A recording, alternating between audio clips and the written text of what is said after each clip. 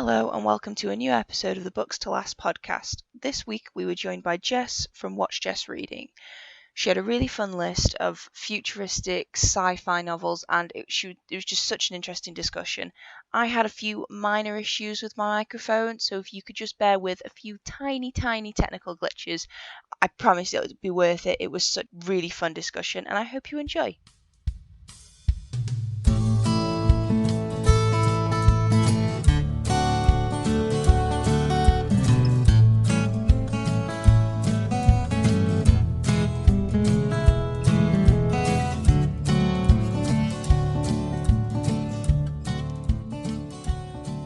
Welcome everybody to Books to Last podcast. I'm Jordan and this week I am joined by the lovely Jess from Jess Reading. Hi Jess, how are you? Hi, I'm good, thank you. How are you? I'm good. Have you been up to much today? Not really. I woke up pretty late today, so just been chilling in bed, editing some videos, and yeah. It's always good to treat yourself to a nice lie-in. That happens so rarely that it's really nice, and you can just cherish a long lie-in in the morning. Yeah. So are you reading anything at the moment, and what are you thinking about it? Yep. So I'm currently reading Concrete Rose by Angie Thomas. Just recently came out this month, and I've been very excited for it. I know a lot of people have as well, actually. And it's I'm really enjoying it. It's pretty good at the moment. It's the spin-off from The Hate You Give. I don't know if you've heard of that one. I have heard of The Hate You Give. I haven't read it, but I have heard like amazing things, and I'd seen that they were doing a spin-off, and it sounds like a really interesting, really good set of books. I think I should maybe have a look in their direction at the moment. So. It's really really good that you're enjoying what you're reading at the moment. I think I'm about to start The Court of Miracles by Kester Grant, so that is the next one in my crosshairs when I'm not too familiar with it, but I have heard of it online. So.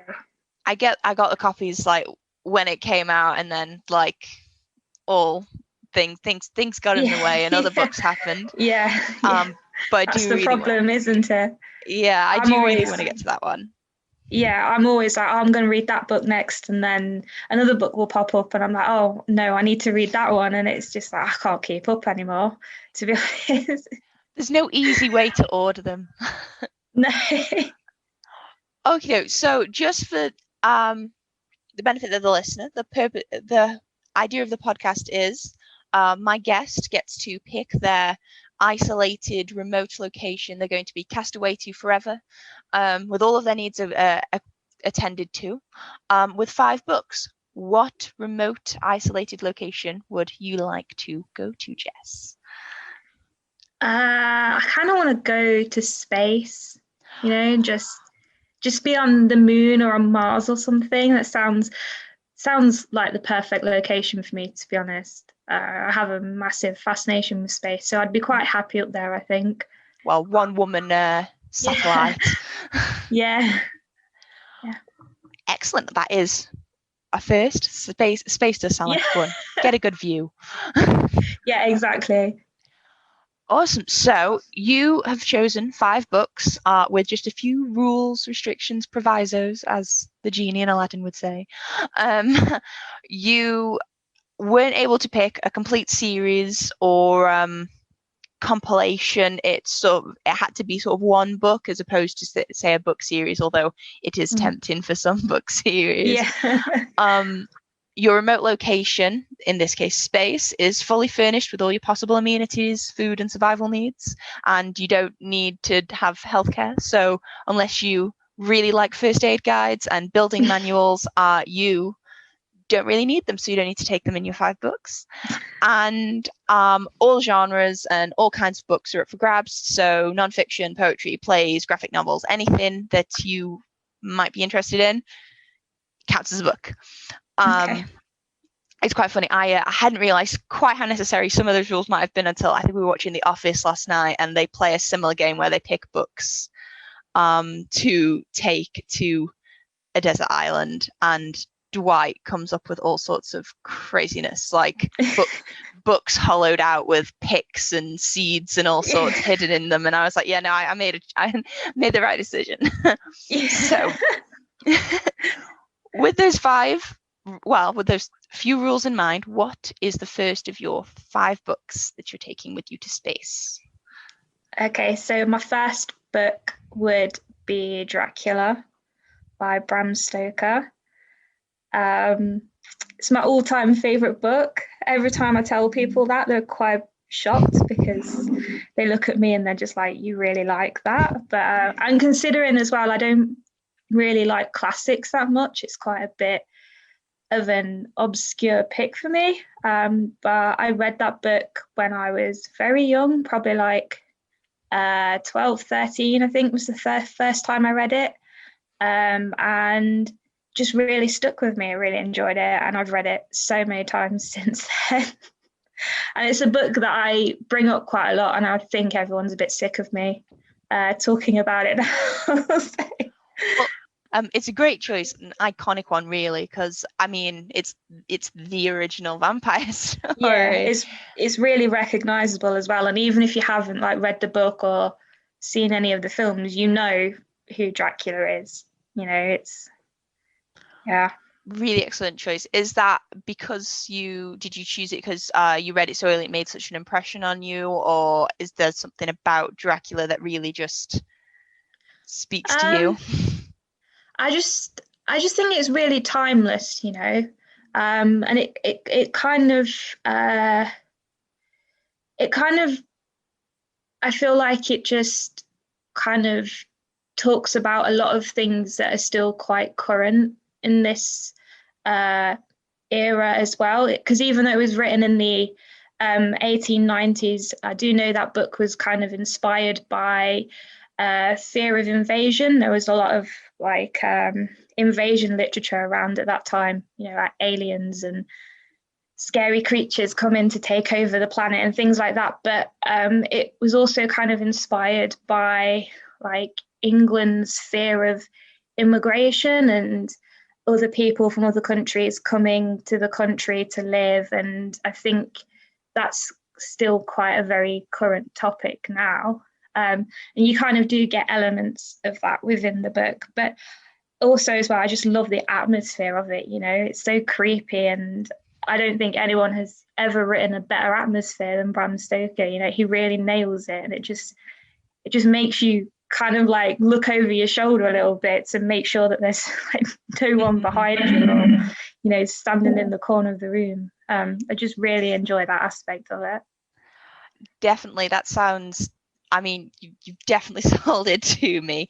I've never been a big reader around horror, but Dracula, I do have a very nice copy on my shelf that has been asking me to read it for a very long time, and I will have to. You definitely should. Yes. You won't regret it, I promise. I will hold you to that promise. I will let you know as soon as I read it and what I think. Excellent. So that's a really excellent, classic, timeless first choice for your 5 books. What is your second follow-up to Bram Stoker's Dracula? So the second book I would go with would probably be Game of Thrones by George R. R. Martin, just the first one, because I know I can't have the whole series. But I've never really been into like epic fantasy. I've always struggled with like Lord of the Rings and things like that. But when I read this one, I was just completely blown away by it. I think it helped that I'd already seen a bit of the show when it had come out. So that definitely helped because it is a very complicated narrative. But I just really love that book, and it's definitely not like anything I've ever read before. And it kind of got me into the epic fantasy genre. And yeah, I love it. Yeah, having seen the TV show, I understand is quite helpful because I haven't seen the TV show, but I have read the books, and there is an extraordinary amount of characters in those books. Yes. And trying to get them all straight in your head and knowing who's the alliance of who, and it doesn't Yeah. help that every time a new one's introduced, you get a list of all of their worldly accomplishments and family members with funny nicknames. But it's a really great intro to the series, and I remember I sort of just read it, and I mean, spoiler alert for anybody who has not yet consumed anything Game of Thrones. Where have you been living? How have you managed it? But I remember when I first read it at the behest of a friend who recommended it to me. I messaged them after, I think it's the end of Bran's first chapter, which is right near the beginning of the book. And then there's just a cliffhanger at the end of that chapter that doesn't even get addressed straight away, because you go to a different part of the map and the landscape, so you don't even find out what happens to him. I remember just completely putting the book down and messaging, and it's like that the whole way through. It's really fantasy at some of its very best. So it's I think what works well with those books as well, like you just said, the chapter ends on a cliffhanger, and then you go to a different character, maybe 2 or 3 different characters before that cliffhanger is then like addressed, and so you just kind of have to keep reading because you want to know. But then like there's more cliffhangers, there's just so many twists and turns in the first book alone, that I'm just like, what is going on? It's crazy. And it's a very, very dense writing style. Like there is a lot of information, but it's all kind of relevant information. And you'll read something and you're like, I'm not sure what that's about. And then you'll read like 200 pages later and you're just like, oh yeah, I get it now. So I think it's just really cleverly written. Yeah, I would love to have a brain as skilled as George R.R. Martin's to get all of those timelines straight in his head. I think it's amazing how, I mean, you get to the end of that cliffhanger, you're like, no, what's happening here? And then you go to another, you turn over to the next chapter and you go, oh, I don't care what's happening with them. And then you carry on reading, and then you find out you do care about what's happening with them. And then he takes you away from them and takes you to someone else. And then you've got all of these loose ends of plot that you want to know where they go, but it's then it all comes together at the right moments. And I think my favorite part of just reading the books is because the timeline's kind of squiggly wiggly, timey-wimey all over the place. It's always really interesting because they're all going to the same places, and you're wondering if they're going to cross paths or if they're going to miss each other. And it's just it is really exciting reading. I imagine I've only read the books once, but I imagine if I were to reread them now, I'd probably pick up on so much more detail. Oh yeah, definitely. Like I think I've read the books twice now, and on the second time round, I definitely noticed a lot more things that I completely skipped over the first time. And then you're just like, oh my gosh, how did I miss that? It's like there's so many clues and things to what's going on, and it's so obvious. But it's just written in a way that you just kind of brush it to the side, or you just don't notice it at first. It's kind of frustrating, you get a bit annoyed with yourself that you didn't realize that at the start, but that's why it's so good in my opinion. It's just, you could just read it so many times, and I think you just find something different every single time with it. Definitely. Very well hidden Easter eggs the whole way through. Excellent. So we've got Bram Stoker's Dracula, George R.R. Martin, A Game of Thrones, and that is joined by your third book, which is Gone Girl by Gillian Flynn. Not one I've read. I feel like it's a bit of a controversial choice because it's a very popular book, but since being online and talking to people about books and mentioning that Gone Girl is one of my favorite thrillers, I've had a lot of people say that they don't really like it, so which surprised me because I thought it's one of the most popular thriller books. I assumed that everybody loved it, but apparently not. Is that to do, I mean, it's okay if you've not read it, but is that to do with, say, maybe personal opinion, or is that more to do with is there something specific in the content of the book? Because I'm familiar with the general gist of the story, and I think I've read excerpts as from a studying point of view. But aside from that, I've not really seen a lot of discussion around it. I think it's just it probably is personal opinion, but I have had a lot of people say as well that they didn't really like the writing style. They just found it a bit kind of like convoluted or just not easy to understand. But I didn't really get that. I thought it was quite a simple writing style. So I don't know, it's probably just, personal taste, and, people like different things. So, but I really enjoyed this one. Oh, definitely. Reading so very subjective to, I mean, everything from the tense to the way to the person it's told in, to just all different ways. I mean, I personally know I'm not really much for books that are written purely in letter form. But I know some people love those kinds of books, so I think it all comes down to personal preference. For anybody who's listening who maybe doesn't know what Gone Girl's about, would you mind giving a bit of a brief? I figured with Dracula and Game of Thrones, maybe most people had sort of a general idea, but just in case people missed Gone Girl in the mainstream, what is it about? Yeah, so Gone Girl focuses on this married couple. It's told from two perspectives. So you've got Nick, who's the husband, and it starts with him arriving home on his 5th wedding anniversary to discover that his wife, Amy, has gone missing. And we also then follow Amy's perspective, but in the form of her diaries, where she talks about the earlier stages of the relationship and what kind of led up to her disappearance. And so we just following Nick because he's trying to find out what happened to Amy. And it kind of just focuses on the unreliable narrator trope a bit, and you don't really know 100% who's telling the truth or what's going on, and things like that. And it's got a lot of twists and turns in it, and it doesn't end in a way that you would expect it to. It's very suspenseful, and it definitely makes you think and question about the characters' motives a little bit. Sounds really interesting. Are you a big reader of thrillers? What is it about this one that really stands out to you against others? Yeah, I love thrillers. It's my favorite genre to read. But this one, I think, is just, I think the suspense in it is really strong. So strong that when I first read it, I read it in like a night. It was just like so hard to put down. And again, it's just the unreliable narrator thing going on, and you just don't really know who's telling the truth. And you find yourself, you always want to kind of pick a side with a certain character in a book, but with this one, I kind of found myself like picking one side, and then I'd change my mind and I'd pick the other side, and then I'd swap back. And it was just, I was just so eager to find out what was happening, and I think it paid off really well in the end as well.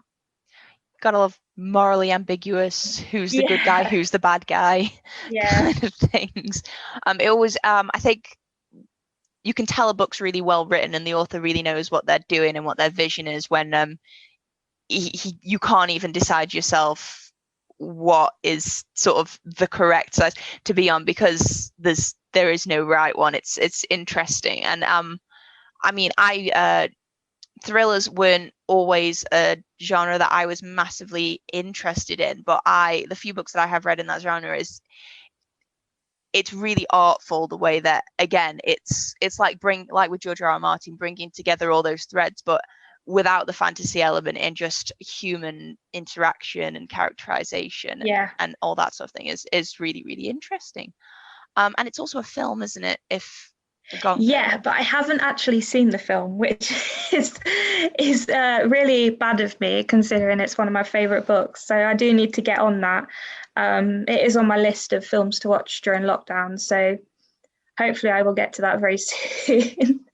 But I'll see if it's as good as the book.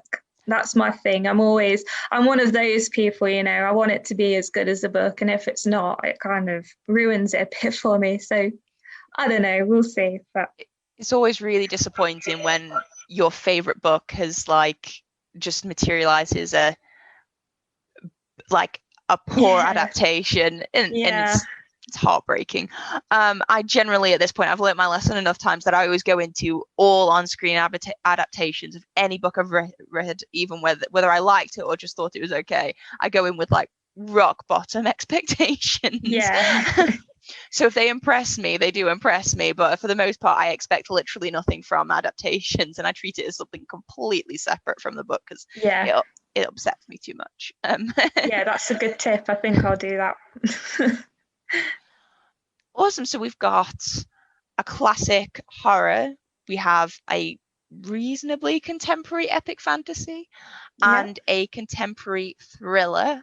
We've got quite a range of genres going on. What is the fourth book that's joining your little mini library? Yeah, so this is going to be a totally different genre again. But my fourth book would be The Humans by Matt Haig. So this is, well, it's kind of a mixture of different genres, but it's kind of contemporary, but with a sci-fi twist on it. And it basically follows an alien who is sent to Earth to kind of retrieve this mathematical equation that has been discovered by a university professor, and make sure that the human race doesn't know about it, because it could like advance the human race in a way that would be catastrophic to the rest of the universe. And so this alien is sent to Earth, and he wakes up in the body of this university professor called Andrew, and he has to kind of blend in with humans as well, and kind of deal with Andrew's family, his wife and his son, and make sure they don't kind of figure out what's going on, while he's also trying to go on this mission to make sure that the equation doesn't get out and get in the wrong hands. And it's so much fun, and it's so funny and so witty as well. And it is ridiculous at the same time, but I absolutely adore it. And it's definitely one of my favorite Matt Haig books.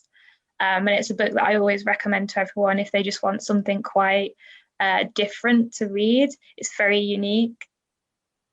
That sounds really, really interesting. I do like sci-fi, and the concept of an alien trying to blend in with human beings actually sounds really, really funny. I always love the sci-fi trope of we can't let humans advance too much because they will destroy everything, because it's a really, I mean, if I had to, I feel painfully on point that I feel like I don't think we should advance past our atmosphere. I think we should stay where we are. But it's really, really interesting. It's so strange, because I had a particular idea of Matt Haig as an author in my mind, and I don't think I would have thought of that as a plot of one of his books in particular, just because I think I got the idea that I'd kind of thought all of his books were kind of sad and very thoughtful. So he is a very big mental health advocate, and the most recent book that he released that I've just read, The Midnight Library, does focus very heavily on that. But I've read his other books, and they all kind of deal with a lot of slice of life situations, and kind of like family dynamics, and kind of looking at in The Humans, he's kind of looking at the human race in general, and kind of like the ridiculous things that we do as humans as well, and kind of like just discussing what it means to be human, I guess. And a lot of his books kind of focus on that kind of thing as well. So, but they all have like a very different twist on them. So they're contemporary, but they'll have like a fantasy element to them, or a horror element, and they're just so much fun to read. And I really encourage everyone to pick them up, because they're not sad at all. And I think he's a very funny writer, and I think he really taps into the human experience really well. He really gets it, and I just really enjoy his work.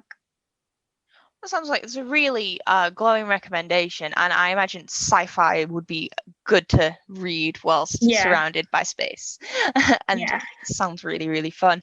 That actually, I think I'm good. That one's definitely going to have to make it onto my TBR, because I like the concept, and I hear so much about Matt Haig. I feel like he is an author that I need to read at least one or two of his books of. Well, this is the thing, like, I'd heard of him so much and seen his books like in the bookshops, but I never really felt tempted to pick them up. And then one day I was just like, I'm just going to try it. And I read The Humans, and I was just like, wow, okay, this is really good. So he's definitely, he's probably a bit like Marmite. Like, some people love him and some people hate him, but the general consensus is, I think, that people really like his books, and they're easy reads. You know, you don't really have to think too hard about them, and they're just a lot of fun, and they'll make you laugh and they'll make you smile, and they might make you a bit sad, but they generally always end on a happy note. So yeah. Well, we like a happy ending, and I think having that sort of roller coaster of emotions is kind of it's a marker of a good book. So that is Yes, is a really definitely. good one. Excellent. So, I mean, are we keeping up with the diversity of genres with our fifth and final choice? So you're going to have lots of range whilst you're reading. Yeah. So my last book would be Scythe by Neil Shusterman, which is a very popular book at the moment, but I actually read it in 2019, so quite a while ago. And I don't really read young adult fantasy quite that much, but this one really stood out to me because, again, it was just very different and it had a very unique concept. And it's set in well, they call it a dystopian world, but I would rather call it a utopia because it's kind of set in a world where everything's pretty perfect, you know, and there's no illnesses and you can't, like, no one can die from natural causes. And you know, it's a technologically advanced world, and so yeah, no one's dying anymore, and so they have these scythes who will randomly select someone and will glean them, kill them, just as a way to kind of keep the population in check, stop the planet from becoming overcrowded. And the scythes are kind of like, you know, regarded as celebrities in the world. And I mean, there's just so much going on in this book that it's really hard to talk about it without like spoiling it for people. But in the first book, you're following these two teenagers called Rowan and Citra, who become recruited by the scythedom and they train as scythes. And we're just following them on their journey. And there's just so much going on, and it's just it's really different for a young adult fantasy. And I thought it was quite dark as well, actually. I think that's the interesting thing about dystopias because they're generally sort of classified as dystopian fiction. Yeah. And usually the trope is that the world is, well, from the ones that I've read, you start from the protagonist of a young person living in that world, and they're under the impression that they live in a utopia that is perfect and has no faults. And then they get wise to the ways, because of course nobody but a 16-year-old child can get wise to the ways of a utopian world, and find out it's actually a dystopian one. And I think it's really interesting progression because I think the reason it's so popular in like young adult fiction is because I think everyone kind of remembers transitioning between being a teenager and becoming an adult and starting to see flaws in the world that you perhaps missed when you were quite young in a kind of really abstract, really out there kind of way. But Scythe has been one that's has been recommended to me a few times and it's been on the list because it's got a really distinctive cover. Yes, the red and yellow on the front.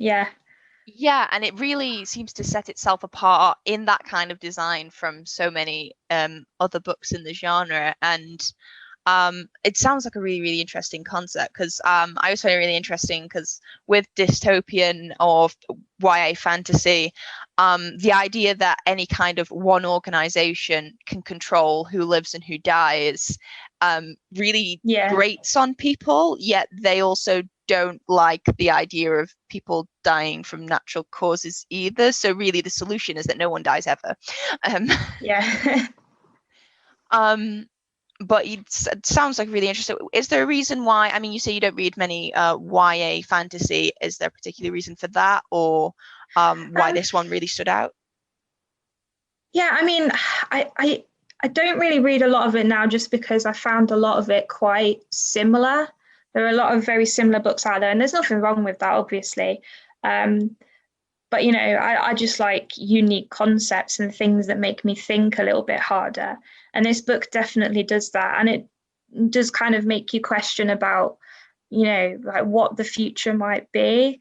Because I think a lot of the things that are in this book, could potentially happen in the future. And we're kind of seeing it now a little bit, because in this book as well, there's kind of a big brother element where there's this big AI called the Thunderhead that kind of watches over everybody and kind of monitors what you do. And so you're kind of seeing that a little bit now with the whole lockdown situation. And so I like that aspect to it as well, because it kind of makes you think, what would you do in a world like that? Like, how would you cope? And it seems like at the moment, everyone in this book is pretty okay with living like that. But as these two kids find out pretty quickly, that the world is very dark and there are a lot more things going on that they don't quite understand. So they have to kind of adjust to that really quickly. And I haven't really seen anything like that in a YA fantasy for quite some time. Definitely, it sounds really interesting, and I think it's kind of the last few times so done a few episodes speaking to different people about their 5 books, and I think it's really interesting to see running themes between the sort of 5 books that are chosen. And you seem to, I mean, even with Game of Thrones, because Game of Thrones tends to retell a lot of medieval history, and I know a lot of people read Game of Thrones and they think a lot of it's really messed up and how could anyone come up with that, but quite a bit of it is based on like actual things that happened in history. And I think it's really interesting that even from sort of Bram Stoker, who was very sort of ahead of his time, and it was a really poignant concept and commentary on the society he lived in, and like you say, still maintains to this day.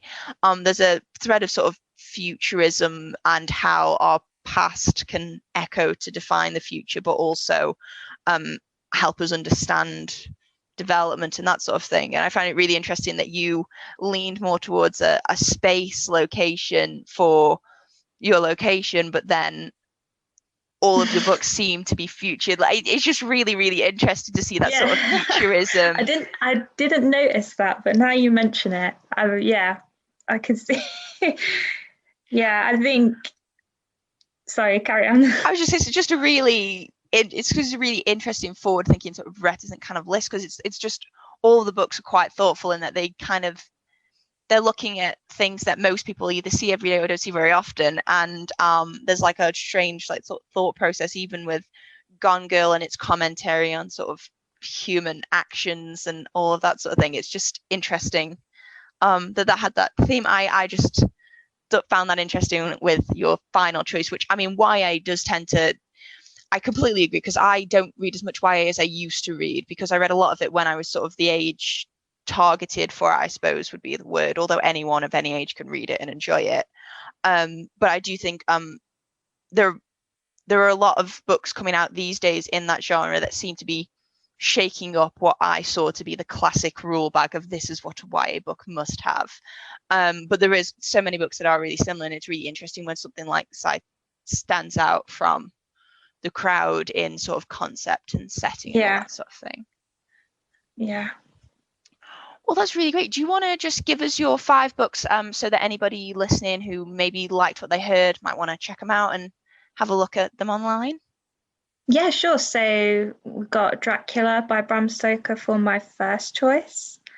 And then we've got A Game of Thrones by George R. R. Martin, which I encourage everyone to read. If you haven't read it or seen the show, then I don't know where you've been for the last 10 years. And then we've got Gone Girl by Gillian Flynn and The Humans by Matt Haig, and then Scythe by Neil Shusterman. Really excellent choices. I imagine they were really hard to narrow down. Do you have any honorable mentions, ones that you wanted to make the list but didn't quite edge out one of your 5? Yeah. So I'd like to give an honorable mention to The Passengers by John Mars, which is a very recent read for me. I read it back in December. And that's a thriller. And again, it focuses on kind of like the futuristic element and driverless cars. and how they could potentially have very dangerous consequences for people who use them. And that was just a very kind of very tense thriller. And I think John Mars is a very talented writer as well, and he really forces you to keep reading, just because he ends everything on a cliffhanger. So that made it into one of my all-time favorite books very quickly, and I haven't really stopped thinking about it since I read it. Won't be getting into a Tesla anytime soon. No, probably just walk for the time being. And then I'd also like to give an honourable mention to another recent read, actually, which is Ziggy, Stardust and Me by James Brandon, which is a YA historical fiction, but it's kind of got elements of magical realism in it as well. And it's inspired by a lot of things that were happening in 1973, like the Watergate scandal and the Vietnam War. And it's about a young gay teenager who is going through conversion therapy, and he meets another young boy who is a Native American boy, and they have a very beautiful relationship, which I thought was just written so well. And I just think the writer did such an amazing job of making me feel quite emotional, actually, because there are a lot of scenes in the book that are very kind of hard to read, but also really important as well. And I think a lot of people would learn a lot about what it would have been like to be a gay man in that time, because they didn't have a very easy time of it back then. And yeah, I just can't stop thinking about that book as well. Really enjoyed it. Sounds really lovely. Yeah, it sounds really lovely. It's not one I've heard of, but it is really interesting to read stories from the point of view of maybe people who've got such a different sort of experience of life. And I just wanted to comment, I really love how clued in you are to all of your genres and their names, because I often find myself when I'm trying to explain books to people, they're like, well, what genre is it? Or when I'm trying to summarize it or tags or any of that sort of thing, and I'm trying to think, I'm like, I don't know what genre it is. It's just a book. I just picked it up. And trying to really clue into sort of themes. I thought that was really, really cool. Those are your two honorable mentions. Did you any other books that you just were thinking, oh, just maybe I mean, sneak them? We're gonna be here all day if I go down this route. But I'd probably mention as well The Dead Fathers Club by Matt Haig, because that was a very surprising book. Because out of all the Matt Haig books, I wasn't sure if I was going to like that one the most, and I ended up really loving it. And that one is, I think it's a Shakespeare retelling, or it's inspired by Shakespeare, and Macbeth. And it's all about a young boy whose father was, his father died, and then his father's ghost appears to him in his bedroom one night and tells him that it was his uncle who killed him, and wants the young boy to go and, is it Hamlet? Sorry. Yes, Hamlet. I only know because literally the episode I just recorded, we talked about Hamlet at length. Yeah. I knew it was one of them, but so he tries to convince his son to go and kill his uncle, and you're just following this young boy as he goes off to try and get justice for his dad's death. And it's just a whole lot of fun. It's a real roller coaster, and I love it because it's written as if a child would write it. So it's completely devoid of any kind of punctuation and grammar and things like that, which, you know, normally I'd be like, oh, this is terrible. But because it's from a kid's perspective, you know, a 9-year-old's perspective, it kind of makes sense for it to be written that way. And it's just so fast paced, and it's such a good laugh as well. I found myself howling with laughter when I was reading it, and just I want to be friends with this kid because, you know, he just says things as it is, and he's just so brutally honest. he really tries as well, bless him. I absolutely adore him. So I would probably put that one on the list as well. That sounds really interesting. I mean, I once when I was younger, I read a book from the perspective of a dog, and I remember finding that absolutely hilarious, just because some of the stuff the author came out with was completely bizarre, but actually, like that is accurate. That is how a dog would see things. Yeah. And I think it's always really interesting when a writer can write, say, convincingly from the perspective of someone who is a child and doesn't have the same sort of understanding of the world as everyone else. That sounds another really great recommendation. Another Matt Haig book that sounds really, really good. Okay, I feel like I might be being converted to. He has got a book written from the perspective of a dog as well. You've sold me. So you could give that one a try as well. You've sold me. I'm there. I'm now a Matt Haig stan. Apparently, I will go and buy all of these books of his. That sounds so great. Oh, excellent. Right. Well, it was a really amazing list, and also equally brilliant honorable mentions. If only we could take an entire library with us to space, but shipping weights and all that sort of thing would just never happen. So thank you so much for your books. They're really excellent recommendations, and I hope anyone listening goes and checks one of them out. If they wanted to check out more book recommendations from you and more things you like to say about books, where could they find you, say on the internet or other locations? Yeah, so I have a YouTube channel called What's Jess Reading, where I just talk about book recommendations, books that I like. I probably talk about all of the books I've mentioned here quite a lot on my channel. So, and then I also have Instagram and Twitter, which are both What's Jess Reading. So you can find me on there as well. Some excellent branding. Yeah. We like to have consistent branding across all social media platforms. It makes it very easy for people to find. Excellent. So listeners, go check out Jess and her channel.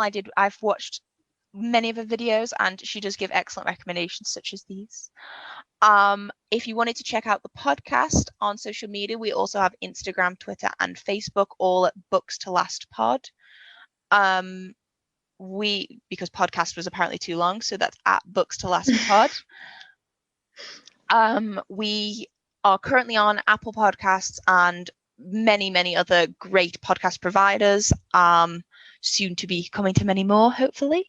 And if you liked this episode and any of the other episodes you might have listened to, go check out some more of them and maybe recommend it to a friend or someone who needs even more book recommendations, because honestly, do we have enough on our TBR? Does anyone? Nope. Nope, never. Thank you so much for listening, and Jess, thank you so much for joining me. You're welcome. Until next time, to any of the listeners out there, goodbye for now. Goodbye.